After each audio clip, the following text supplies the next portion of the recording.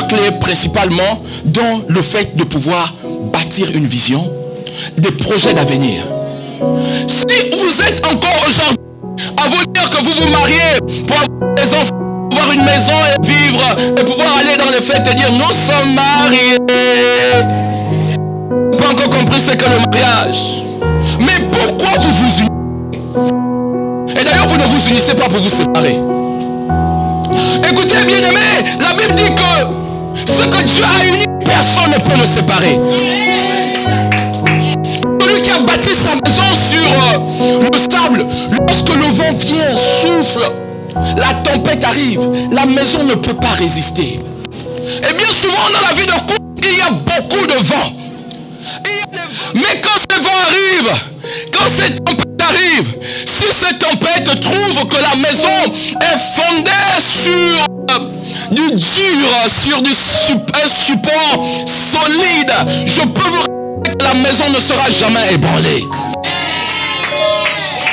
Donc s'il y a une clé, j'ai expliqué hier que la clé principale, la clé majeure, c'est de bâtir son couple, c'est de confier son couple à l'Éternel. Cet après-midi, j'aimerais juste enseigner une quinzaine de minutes. Parce que ma prière et mon focus, c'est vraiment prier. Amen. Si vous êtes là ce soir, c'est que Dieu va manifester sa grâce dans votre vie. Amen. Dans votre famille, dans votre vie de couple, et dans vos, certainement pour vous qui aspirez au mariage, votre future vie de couple.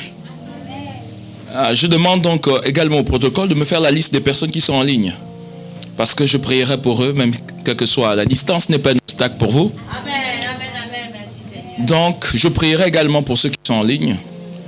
Et nous allons vraiment prier. Amen. Et je ferai une onction d'huile.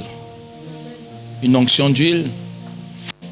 Quand le temps viendra, je vous expliquerai un peu le mystère de l'onction d'huile. Ok? Parce qu'il y a des choses comme ça qu'on fait, parfois vous ne pouvez pas comprendre. Parce qu'on a dû l'expliquer déjà des années. Mais je reviendrai vous réexpliquer la puissance de l'onction d'huile. Je ne vous parle pas du principe de l'onction. Je vous parle de pourquoi on utilise l'huile. C'est important que vous puissiez savoir. Et je vous montrerai du point de vue doctrinal, du point de vue des Écritures, comment on utilisait l'huile et quel est son usage. Vous allez découvrir que c'est une recommandation de Dieu. Amen. Quelqu'un parmi vous est-il malade? Qu'il appelle les anciens. Que les anciens prient pour lui en loignant d'huile au nom du Seigneur. Et la prière, n'est-ce pas, du juste relèvera le malade. Même s'il a péché ou il a commis un quelconque péché, ce péché sera pardonné. La prière fervente du juste a une grande efficacité. Élie était de la même nature que vous et moi. Il pria avec instance pour qu'il ne plût pas pendant 3 ans et 6 mois. Et il ne plut pas. Et quand alors il va prier à nouveau pour qu'il y ait la pluie reviendra. Là je suis en train de vous lire un verset que l'on trouve dans le livre de Jacques, Jacques 5, versets 13 à 17. Exactement, vous allez regarder. Alléluia. Amen. Donc il y a une puissance dans la parole de Dieu. Il y a une puissance dans l'onction de Dieu. Et je vais oindre. Mais regardons un petit peu, analysons un peu ce qu'on a commencé à voir ce matin. J'aimerais inscrire aussi les enfants dans le cas de ce que nous sommes en train de faire. Car voyez-vous, je vous ai pris ce texte qui se trouve dans le livre de Rois, que je m'en vais encore ouvrir à nouveau. 2 Rois 4. Qu'est-ce qu'on nous dit dans ce texte?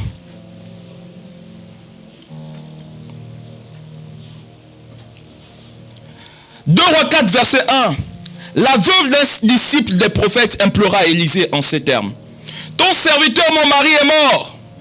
Tu sais combien il craignait l'Éternel. Oh, voilà que l'homme qui lui avait prêté de l'argent veut prendre mes 2 enfants et en faire des esclaves. » Regardez, je parlais déjà du mystère de l'huile, mais à l'intérieur de ce texte, vous verrez encore l'huile. Amen. Je comprends pourquoi le Seigneur m'amène. Peut-être même que le message va changer là. Je ne sais pas ce qui est en train de se passer. Élisa lui demanda, que puis-je faire pour toi? Dis-moi ce que tu as mis dans ta maison. Je suis au verset 2, donc 2 Rois 4, verset 2. Elle répondit, je n'ai plus rien d'autre chez moi qu'un flacon d'huile. Il dit alors, va donc emprunter chez tous tes voisins autant de récipients vides que tu pourras. Puis tu rentreras chez toi. Tu fermeras la porte sur toi et sur tes fils. Tu verseras de l'huile dans tous ces récipients et tu mettras de côté à mesure qu'ils seront pleins. La femme le quitta et fit ce qu'il lui avait dit. Elle ferma la porte sur elle et sur ses fils. Ceux-ci, lui présentaient les récipients et elle les remplissait. Lorsque qu'ils furent tous pleins, elle dit à l'un de ses fils, passe-moi encore un récipient. Mais il lui répondit, il n'y en a plus. Au même moment, l'huile s'arrêta de couler. Amen. Amen. Amen. L'huile, c'est l'onction. Amen. Et ici, on vous parle d'une veuve. Je vais reprendre le cadre général de ce texte et revenir mettre le focus sur ce que nous voulons évoquer ensemble avant les temps de prière. L'huile symbolise l'onction. Cette femme a perdu son mari. Elle est aujourd'hui appelée veuve. Elle est qualifiée veuve. Elle et ses fils sont dans la galère. Elle et ses fils sont dans la pauvreté. Elle et ses fils sont en train de connaître le manque. C'est alors que elle interpelle un prophète, le prophète Élisée, en disant, mon mari, c'est un serviteur de Dieu. Il a aussi été dans l'école des prophètes. Il a servi un prophète. Cependant, il nous a laissé avec une dette. Et cette dette est là et c'est compliqué. Vois-tu, les créanciers, ceux à qui on doit de l'argent, veulent revenir prendre cet argent, mais on n'a pas de quoi leur donner. Et qu'est-ce qui se passe alors? Non seulement ils veulent reprendre cet argent, mais comme on n'a pas d'argent, ils ont décidé de prendre nos enfants pour en faire d'eux des esclaves. C'est alors que il va donner donc un conseil, une orientation prophétique. Il va dire, qu'est-ce qui te reste? Elle dit, il va rester de l'huile. Il y a un flacon d'huile, un fond d'huile dans la maison. Il dit, ok, va frapper aux portes de tes voisins, dans le voisinage. Prends toutes les bouteilles d'huile qui s'y trouvent, rassemble-les et prends le flacon d'huile là, remplis toutes ces bouteilles. Elle a seulement obéi. Elle a fait comme les gens de ce monde qui réfléchissent. Comme une petite bouteille comme ça, un fond d'huile, va remplir non mais... Elle n'a pas réfléchi. Elle a obéi. Amen. Elle est allée frapper aux portes. Moi, je sais une chose. Le voisinage était très content. Hein? Tu as des bouteilles vides. Oh, si c'est des bouteilles vides, on te donne des bouteilles vides. Beaucoup sont prêts à vous donner des bouteilles vides. Mais les bouteilles pleines ne vous donneront pas. Ils sont prêts à vous donner les restes. De vous redonner des choses sans valeur. Mais les choses qui ont de la valeur, ils ne vous donneront pas. Mais ils ne savaient pas que Dieu est capable de prendre des choses sans valeur et en mettre, en transformer, faire en sorte que ces choses sans valeur deviennent des choses avec de la valeur. Amen. Ces récipients qui étaient vides, qui étaient, n'est-ce pas, rassemblés dans les maisons de ses voisins, sont devenus des instruments pour le miracle de Dieu. Amen. Ce que tu as dans ta maison sera un objet de miracle pour Dieu. Amen. Dieu va performer son miracle dans ta vie. Amen. Et je peux te dire dans le nom puissant de Jésus, oh my God, quel que soit le fond d'huile qui te reste encore, Dieu va augmenter cette quantité. Quel que soit le dépôt d'onction que tu as dans ta vie aujourd'hui, je sais que si tu es là, c'est que tu as un dépôt d'huile. Il y a forcément un dépôt d'huile sur ta vie. Il y a un dépôt d'onction sur ta vie. Il y a quelque chose que Dieu a fait avant ta naissance. Même si c'est un peu, je peux te dire par le miracle de Dieu, ça va augmenter. Cette onction va augmenter dans ta vie et oh my God, va amener la transformation dans ta famille. Voilà, le miracle va se produire. Regardez ce qui se passe. Elle prend le fond d'huile, elle met dans l'un des contenants. Qu'est-ce qui se passe? La bouteille est remplie. Waouh! Elle reprend un test encore sur une deuxième bouteille. Le même fond là, je ne sais pas s'il y avait un système de cale ou je ne sais vraiment. Ne cherchez jamais à comprendre les choses de Dieu. C'est-à-dire, ce que je vais dire, c'est le miracle, le fonctionnement du miracle de Dieu. C'est la même chose. On ne connaît pas comment Dieu fait pour que les os poussent dans le ventre d'un bébé qui est dans le ventre. Alléluia. On ne sait pas. On sait seulement que le bébé aura des os. Et puis ça sort. On peut tenter d'expliquer, il y a eu un mélange de ceci et de cela, mais dites-nous comment ça fait pour pousser. Ça, c'est des éléments que même les médecins, la médecine a du mal à maîtriser. C'est alors que elle prend encore cette même bouteille, elle remplit. Oh, l'huile ne finit pas, elle remplit. L'huile ne finit pas, elle remplit. Ce n'est que lorsque les récipients seront tous finis. Elle va demander encore, mon fils, envoie-moi une autre bouteille vide là.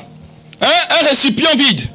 Quand on amène, c'est un seau. Elle met, le seau est rempli. Oh, merci Seigneur. Est-ce que vous voyez? Maintenant, quand elle dit envoie encore. Oh, maman, il n'y a plus rien. Comment ça, il n'y a plus rien? Mais j'ai encore de l'huile là, comment ça? Ça n'est qu'à ce moment que l'huile arrêtait de couler. Vous voyez ce que ça veut dire? C'est qu'il n'y a pas de limite dans l'onction. Amen. Amen. Il n'y a pas de limite dans l'onction. Avec Dieu, il n'y a pas de limite. Ce qui crée la limite, c'est la capacité du récipient. Ce qui crée la limite, c'est le nombre de récipients. Ce qui crée la limite, c'est la disposition.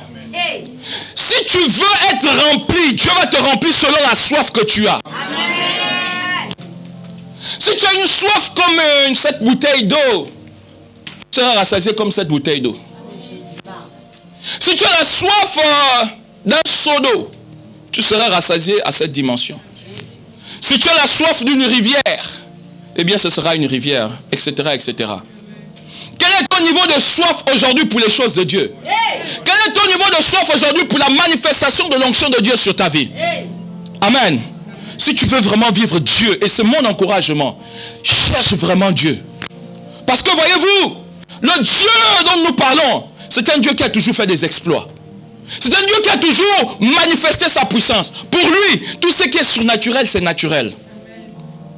Le miracle, c'est naturel pour Dieu. Parce que sa nature même, c'est qui, quand on dit Dieu, ça veut dire miracle. C'est sa nature. Alors il va opérer cela dans ta vie. Donc, ce qui crée la limite, ce jour-là, le jour où cette femme, n'est-ce pas, se trouve dans cette situation, c'est qu'il n'y avait plus de récipient. Il n'y avait plus de récipient.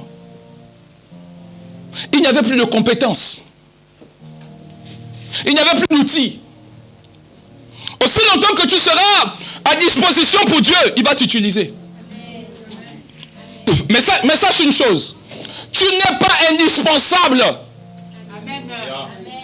Parce que beaucoup de gens se pensent indispensables.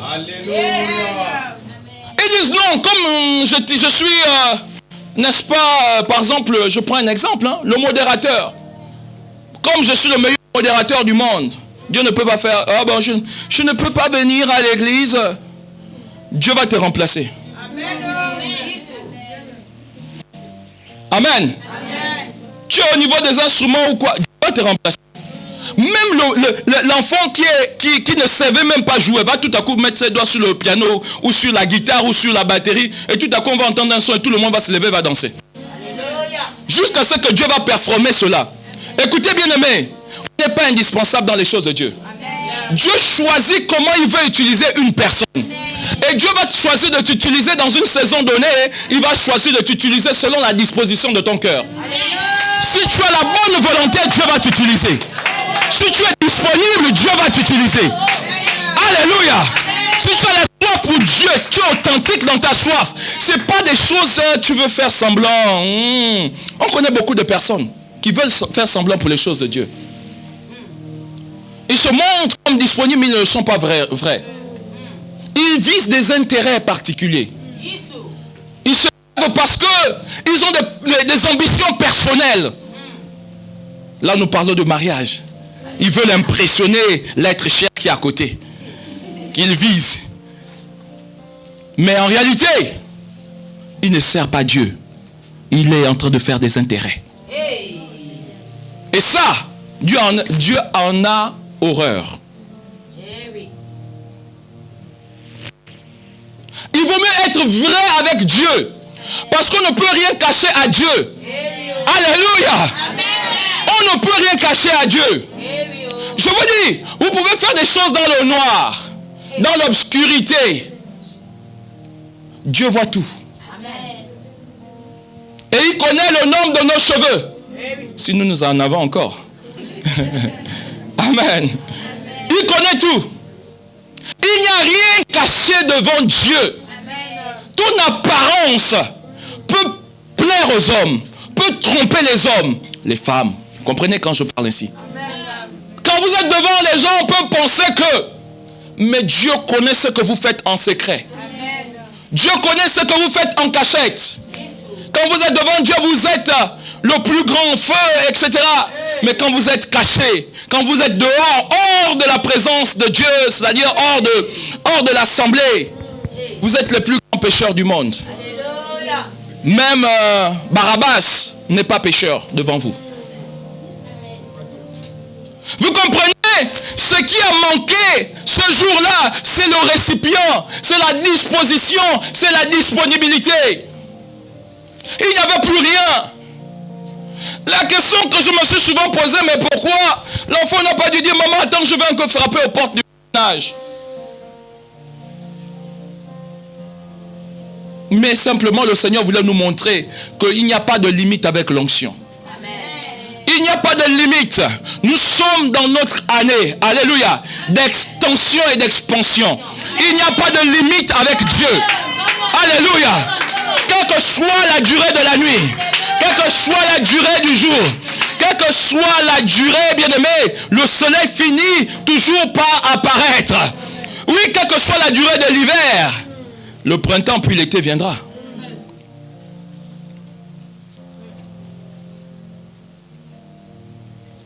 Tout dépend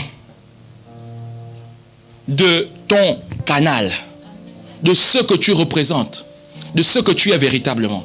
Est-ce que tu es vrai devant Dieu? Si tu es vrai devant Dieu, Dieu va t'utiliser. Tu vas commencer à opérer des miracles. Tu vas commencer à opérer le surnaturel de Dieu. Et je le prophétise dans ta vie. Parce que tu aimes Dieu. Parce que tu as l'amour de Dieu. Parce que tu as soif de Dieu.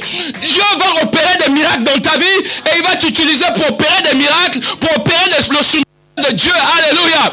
Cette femme que nous voyons dans la Bible était vraie. Elle a touché le corps de Dieu. Et le miracle s'est déclenché dans sa vie.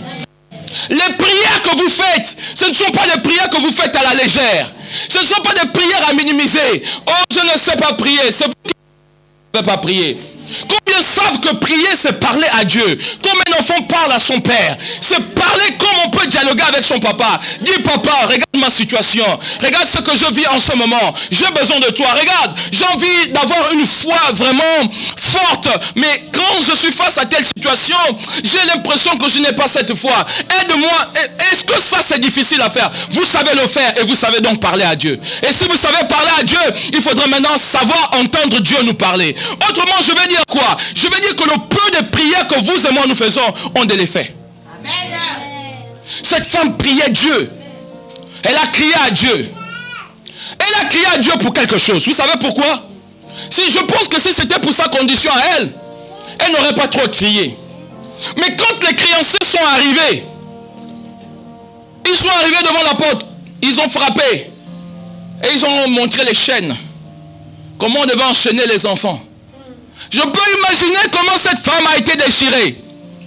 Je peux imaginer comment cette femme a dû dire, j'ai déjà perdu mon mari.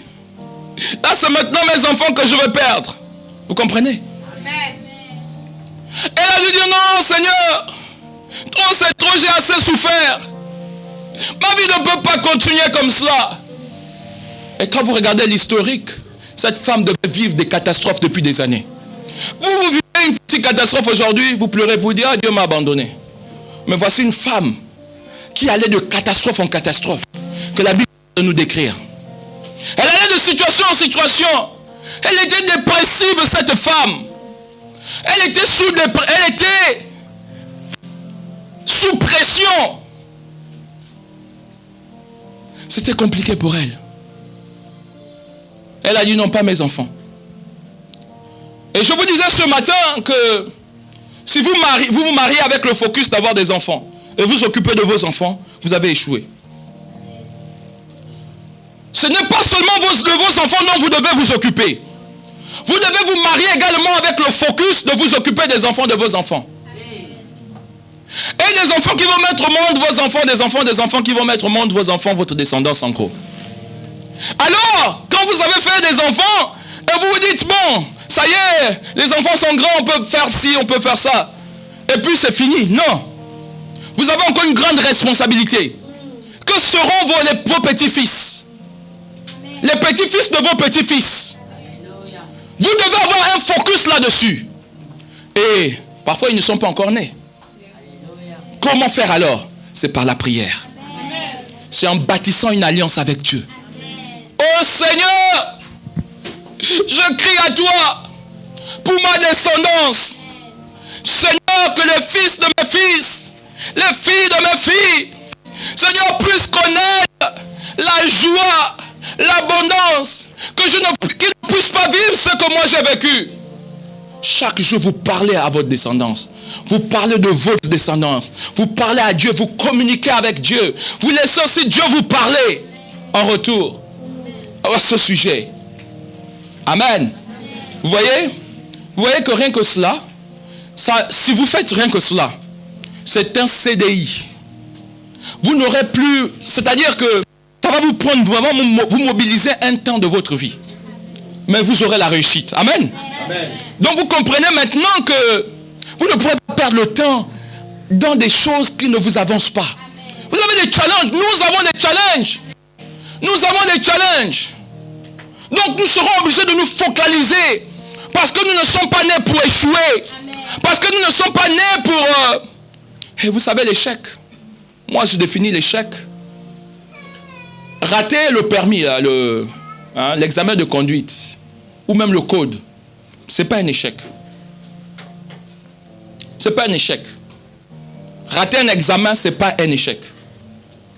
Sachez-le. C'est juste que vous n'avez pas appris de la bonne manière. Réétudiez encore. Repartez, vous l'aurez. Ça, ce n'est pas de l'échec. Apprenez. Il y a des gens qui ont fait même 5 fois après, c'est fini. La 6e fois, ils l'ont eu. Vous n'attendrez pas la 5e fois. Amen. L'échec, c'est quoi? L'échec, c'est lorsque vous ne répondez pas à ce que Dieu a prévu pour vous. Vous ne rentrez pas dans le plan de Dieu pour vous. En fait, vous êtes en état d'échec ou quoi? Dieu vous dit, partez d'Égypte, allez en Israël. Mais vous, au lieu de le faire, vous sortez un petit peu de l'Égypte et vous repartez en Égypte à nouveau. Vous n'êtes pas dans le plan parfait de Dieu. Dieu a dit, voici ma volonté. Voilà comment je veux que vous puissiez marcher. Je veux que vous soyez fidèles à moi. Je veux que vous marchiez avec moi. Je veux que vous demeurez avec moi. Mais vous êtes un pied avec Dieu et un pied dans le monde. Quand il y a une moindre situation, eh bien ce qui se passe, c'est que vous courez vers les charlatans. Vous courez vers les magnétiseurs. Vous courez vers les... Citez-les-moi, vous les connaissez. Les liseurs de cartes. Les pendules. Des gens qui se font appeler voyants. Mais qui manipulent votre esprit. Et qui vous demandent 80 €, 60 €, 100 €, 200 €. Et que vous êtes pressé de donner. Mais quand il s'agit de donner dans la présence de Dieu, vous ne le faites pas. Pour Dieu, c'est pour vous, vous ne pouvez pas soutenir l'église. Mais là-bas, vous pouvez soutenir. Là-bas, vous pouvez donner tout de votre argent. L'homme est méchant.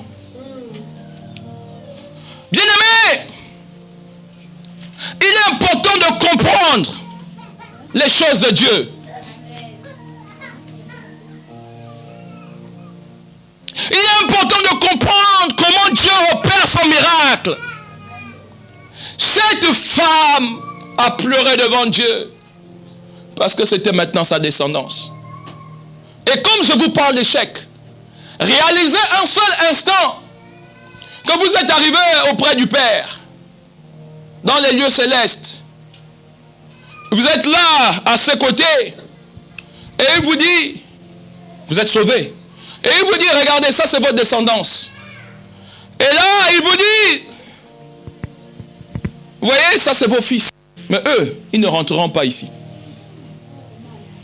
Moi, je ne pense pas que vous avez réussi votre vie. Vous-même, vous serez certainement... Si on se met sur un concept de la terre, vous pleurez. Parce que là-bas, je ne pense pas qu'on pleure. Là-bas, c'est la joie. Mais toutefois, ici et là, en ce moment, vous pouvez ressentir un pincement de cœur. On vous montre que votre descendance est allée en enfer. Qu'est-ce que vous avez fait pour éviter que votre descendance n'aille en enfer? Quelle prière avez-vous fait? Quelles actions avez-vous posées? Vous comprenez? C'est cela l'échec. L'échec, c'est faire des choses qui ne vous avancent pas. La Bible déclare ceci. À quoi sert-il à un homme de gagner ce monde s'il doit perdre son âme un jour? Parce que, voyez-vous, nous sommes tous mortels. Vous pouvez courir vers les belles maisons. Vous pouvez courir vers les belles voitures. Vous pouvez courir vers les belles choses de ce monde. Il n'y a pas de mal à cela.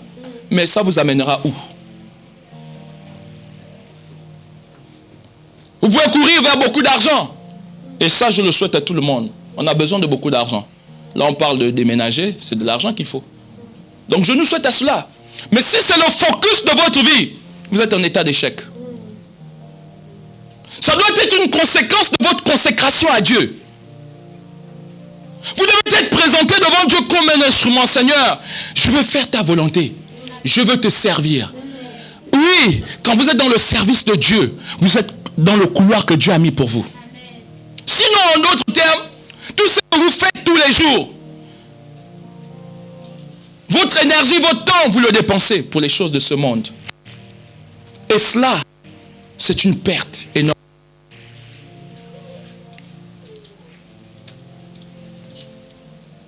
Alléluia. Je suis en train de parler de ces récipients-là. C'est vous les récipients. C'est vous que Dieu veut remplir avec de l'huile.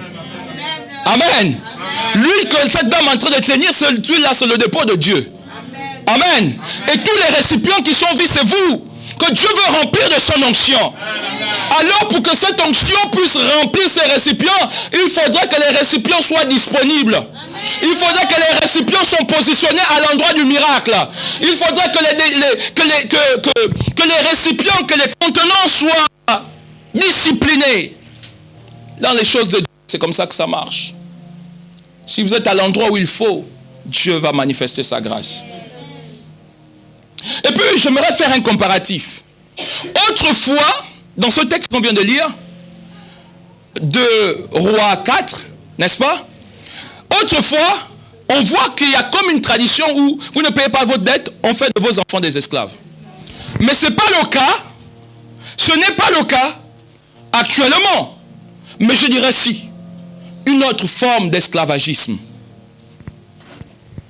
Il y a une autre forme d'esclavagisme. Laquelle? Aujourd'hui, beaucoup contractent des dettes. Mais vous savez, quand vous contractez une dette, vous devez savoir cela. Vous devez le savoir. La dette est redistribuée. En cas de legs d'héritage, la dette vous poursuit vos enfants. Ou bien, vous savez ça ou pas? La dette ne finit pas. Hein? Vous prenez une dette d'une maison, par exemple. Une maison à 500 000 euros. Et vous avez payé 100 000. Et vous êtes auprès de Dieu. Plus tard, cette dette-là, les notaires vont faire la recherche, premièrement, de vos enfants. Et après ça, ils vont élargir aux parents. Et jusqu'à 6 personnes ne prennent, bon, l'État récupère. Sinon, la dette poursuit. Et voilà comment, j'ai envie de dire, les parents irresponsables ont fait en sorte que la dette puisse poursuivre les enfants. Sans pourtant garantir les conditions de remboursement de la dette. Oui, les couples se séparent, se divorcent, je vous l'ai dit ce matin, à cause des questions financières. Parce qu'il n'y a pas une bonne gestion financière. dans votre couple. Et ça, quand il n'y a pas une bonne gestion financière, ne pensez pas à l'équilibre dans le couple. Il y aura toujours des situations qui vont se lever. Mais c'est quoi le problème de gestion financière dont nous parlons? Qui a entraîné par exemple ces dettes dont on ne sait même pas d'où sortent dans ce texte qu'on est en train de lire. Les dettes, c'est quoi? C'est les dettes des chaussures. C'est les dettes des sacs à main. Vous voulez que je peux en parler ou pas? Je peux ou pas? Oui. Oui, c'est les dettes de sacs à main. C'est les dettes de tissage. Tu peux parler. Mais moi, ça, c'est pas possible. Comment tu vas faire la dette du tissage?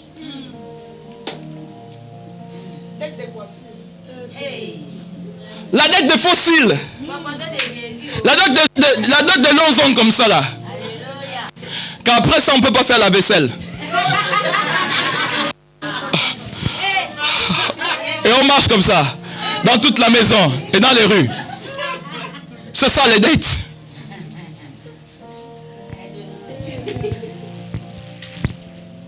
C'est des dettes de lèche-vitrine. Vous connaissez lèche-vitrine? Vous êtes devant les magasins, vous n'avez même pas envie de consommer, mais vous achetez. Il y a un problème de rigueur dans la gestion financière. Je ne suis pas en train ici de vous dire de ne pas dépenser de l'argent. Je vous appelle à une bonne gestion financière qui peut permettre d'asseoir dans votre vie de couple une bonne trésorerie afin que vous ayez un épanouissement. Nous parlons, n'est-ce pas, des codes pour un couple heureux. Ça, c'est un code. La gestion financière doit être au rendez-vous. Alléluia. Il faut que l'argent soit... Alléluia. Vraiment. Écoutez, il faut que l'argent soit dans votre main comme un serviteur. L'argent doit vous servir. Pas l'inverse. L'argent ne doit pas se servir de vous. Mais beaucoup sont corrompus par l'argent. L'argent fait du mal. Et quand on regarde la catastrophe qu'on a ici, cette catastrophe financière a de l'impact sur la famille, sur les enfants. Qu'est-ce que vous devez faire? En premier, vous devez pouvoir identifier vos entrées. Et je profite à vous dire, un homme riche, une femme riche, doit avoir au moins 20 entrées d'argent. Combien d'entrées d'argent avez-vous ici? Qui a une entrée d'argent? Le salaire, c'est une entrée d'argent. Ceux qui ne savent pas. Combien ont une entrée d'argent? Ou le chômage aussi, c'est une entrée d'argent. Voilà. Ok, il y a des mains qui se lèvent. Encore à Dieu, une main. Qui a 5 entrées d'argent? Oh. Quand même. Hein? Bon, j'ai sauté trop. Ok, ok, on revient à zéro. Qui a 2 entrées d'argent? Ah, il y a quand même des mains qui commencent à rentrer. Ah oui. Amen. Gloire à Dieu. Vous êtes sur le bon chemin.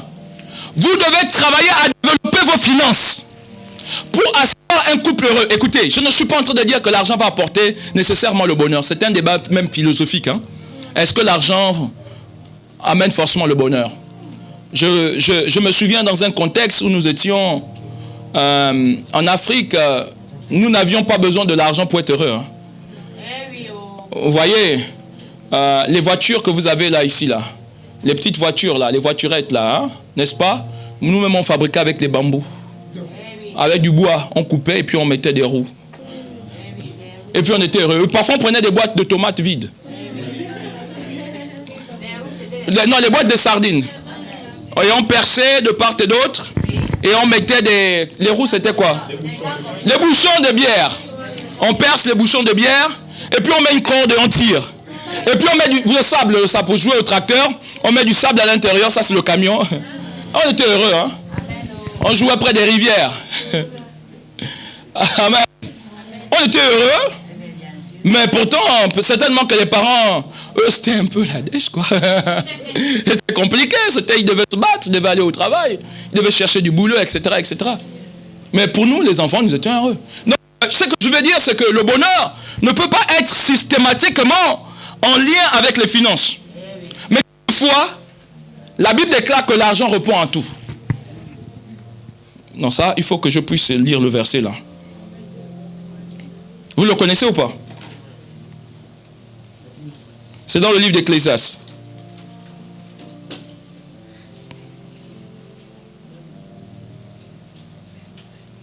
L'argent répond à tout. Ecclésiaste 10, 19. On fait des repas pour se divertir. Le vin rend la vie joyeuse. Et l'argent répond à tout. L'argent répond à... C'est écrit Ecclésiaste 10, 19. Je ne suis pas dit qu'il faut mettre tout le focus, je vous l'ai déjà dit, sur la question de l'argent. Mais toutefois, un minimum. Vous avez besoin au minimum d'un peu d'argent pour éviter les découvertes financières. Vous n'en avez pas marre des découvertes financières dans vos vies? Amen, papa. À un moment donné, il faudrait sortir d'un certain système qui vous met en bas. Vraiment. Et voilà pourquoi il y a plusieurs clés pour sortir. Dans la vie de couple, lorsque l'argent est bien géré et l'argent est bien investi et multiplié, il y a de la joie. On ne peut pas se quereller à cause de l'argent. Parce que avec le peu qu'on a pu collecter, gloire à Dieu, on a pu s'acheter un appartement. Et dans cet appartement, on a quelques locataires. Est-ce que je peux parler là? Amen. Oui.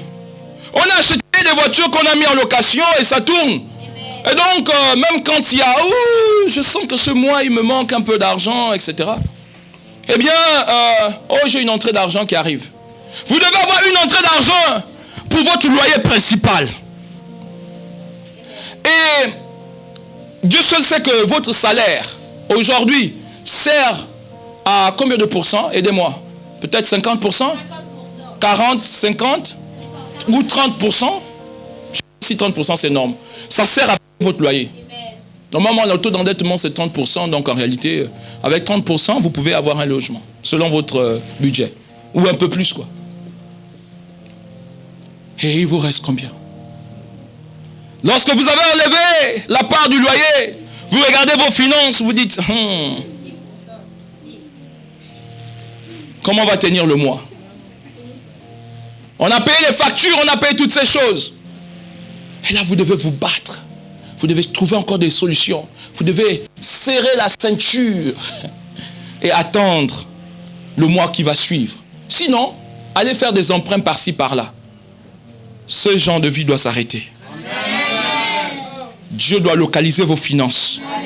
La faveur financière doit vous s'attacher à votre vie.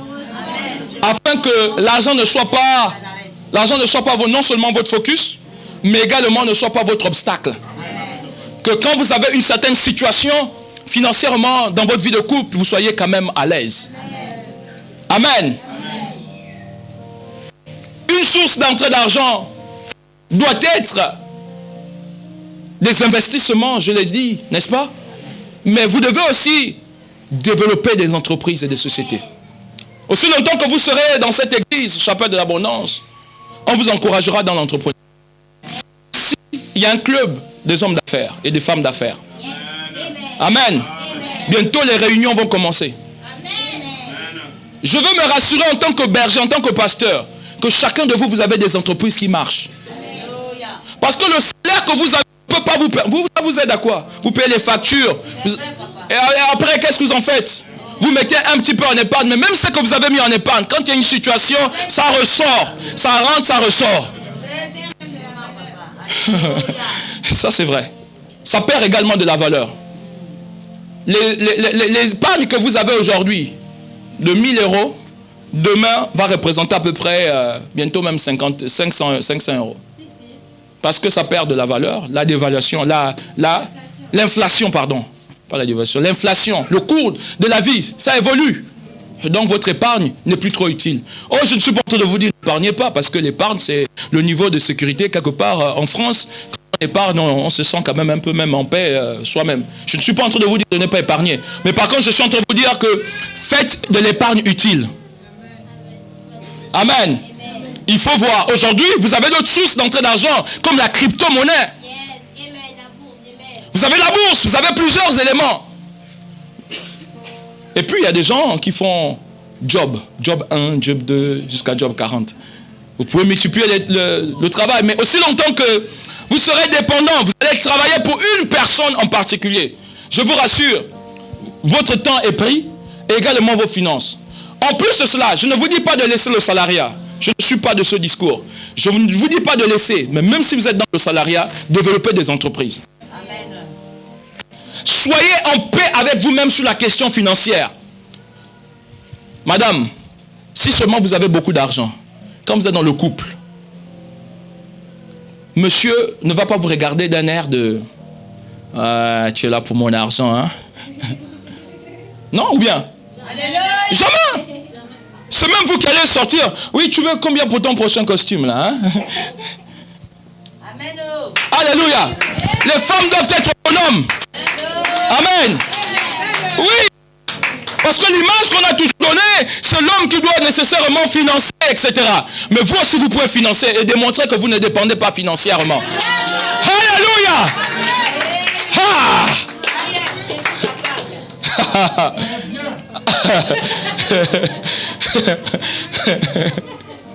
Alléluia. Amen. Oui. Vous avez entendu, mesdames? Le temps est venu où les hommes et les femmes se lèvent et avancent. Amen. On doit éviter ces catastrophes qu'on est en train de lire. La Bible est en train de nous dire qu'il y a voici une femme qui se retrouvait avec emporter des dettes. Est-ce que vous comprenez? Elle ne pouvait pas payer ses dettes. Mais écoutez bien, celui qui est endetté, c'est la Bible qui le dit, hein, celui qui est pauvre est esclave de celui qui est riche. Non, je vais le dire clairement comment le verset le dit, on va l'ouvrir. Celui qui emprunte est esclave de celui qui prête. Quand vous empruntez à la banque, vous êtes... La banque peut à tout moment dire, bon, monsieur, vous n'avez pas payé, on récupère le bien. Et puis vous pouvez vous retrouver à la porte. Beaucoup de gens se sont retrouvés dehors comme ça. Développez des sources financières. Pensez à votre avenir, mon Dieu. Arrêtez de penser, vous n'êtes pas dans un pays de toute possibilité comme ça. C'est pas possible. Non. Vous pensez que quand on dit le lait et le miel, on vous parle d'Israël, on vous parle de toutes ces terres, la terre Canaan, n'est-ce pas? La terre où coule le lait et le miel. Vous pensez que vous allez voir, vous pensez à des films. Ce n'est pas des films. Il y a l'opportunité. Vous devez savoir saisir l'opportunité. Vous ne savez pas saisir des opportunités. Dieu fait des choses autour de vous. Et puis il y a des gens qui vont dire, mais moi, je n'ai pas fait des études, donc je suis arrivé là, etc. Si vous saviez que les plus grands milliardaires de ce monde ne sont pas des étudiants. Enfin, disons des personnes qui ont fait un haut niveau d'études. Ils se sont arrêtés parfois au CP1. Et ils ont commencé à vendre au CP1. Ils ont commencé à aller accompagner leur maman qui vendait au marché. Et ils ont vu comment ça marche. Et puis quand ils arrivent vers le CM2 comme ça, ils vont commencer à vendre des cracottes. Ou des des biscottes ou des... Voilà, des petits beignets quoi. Hein? Ils vont les vendre. Ils vont vendre de l'eau. Ils vont vendre des glaces. Ils vont vendre des cannes à sucre. Ils vont vendre ils vont vendre quelque chose quoi. Des bonbons, même des bonbons. Vous savez les gâteaux au four que vous faites là. Hein? Des gâteaux là. Hein? N'est-ce pas? Nature là. Hein? Que vous faites avec de la farine et puis la levure. Nature comme ça. Ils prennent ça. C'est un 4 € comme ça. Ils découpent. Et ils vont revendre la part. Jusqu'à ce que l'argent qu'ils vont revendre là va servir pour acheter encore de la farine et du sucre et la levure et autres. Et ils vont refaire d'autres gâteaux au fur et à mesure. Jusqu'à ce que... Ah, mais ça marche. Mais ils se disent, mais pourquoi aller à l'école? Alors ils le font. Jusqu'à ce que des années après, ils sont milliardaires. Je vous parlerai de l'histoire de 2 personnes, 3 des frères, qui sont au niveau du Ghana. Ce sont des milliardaires. Ils ont commencé par ramasser les déchets. Ils allaient de quartier en quartier, ils ramassaient des déchets. Ils se sont arrêtés au CM2. Donc ne parlez pas d'école. L'école va vous donner certainement beaucoup de latitude, certainement plusieurs possibilités. Vous comprenez? Dans le champ de vision, dans la manière de réfléchir, autre. Mais il y a une différence entre l'intelligence et l'intellect. L'école va vous donner l'intellect, mais ne va pas vous donner nécessairement l'intelligence. L'intelligence, quand vous avez l'intelligence, vous pouvez faire des choses. Vous n'avez pas besoin qu'on vous dise telle ou telle chose. Vous avez l'intelligence, vous allez multiplier. Dieu nous ordonne, il a ordonné à Adam et Ève. Il dit, allez-y, multipliez. Adam et Ève, c'est un couple, n'est-ce pas? Multipliez, assujettissez la terre. N'est-ce pas? Il dit, soyez féconds, multipliez-vous, assujettissez la terre. Il faut multiplier et il se multiplier. En vous, il y a un facteur multiplicateur. Alléluia. Je dis, qui que vous soyez, en vous, il y a quelque chose qui peut vous amener à vous multiplier. En vous, il y a quelque chose qui peut amener à multiplier vos ressources financières. Et éviter de tomber dans la situation de ce couple qu'on voit de cette femme-là qu'on voit dans le livre de 2 Rois 4. Quelque part, vous avez une compétence. Ah, mais je ne vois pas le peu que je fais déjà, etc.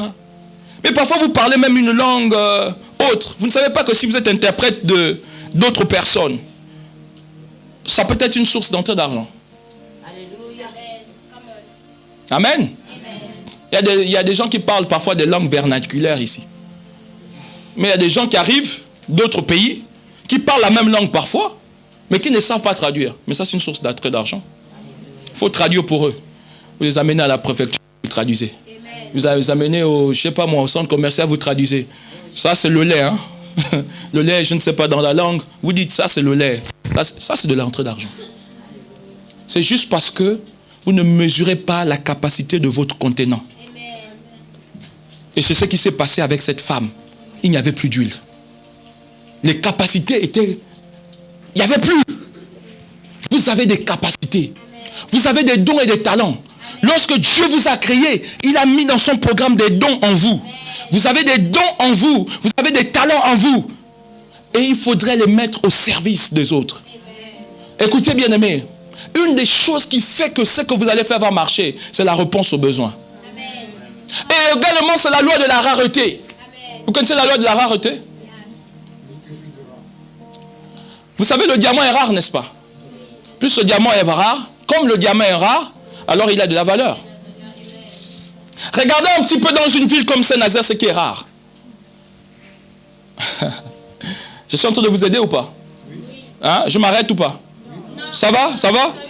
Ok. Regardez dans une ville comme Saint-Nazaire, qu'est-ce qui est rare? Moi, je ne sais pas ce qui est rare. Je ne vous dirai pas. Marcher. Tourner.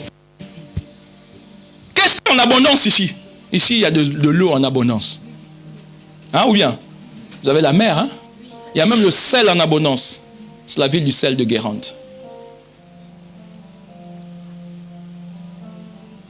Mais qu'est-ce qui est rare?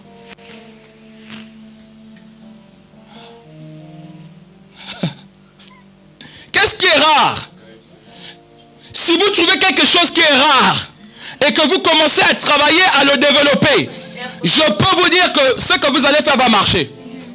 Et vous allez même inspirer d'autres personnes qui vont dire, oh, ça marche pour lui. Mais vous, au moins, vous serez déjà le pionnier. Même si ces personnes disent, oh, ça marchait, moi aussi, je vais faire ça. C'est pas grave.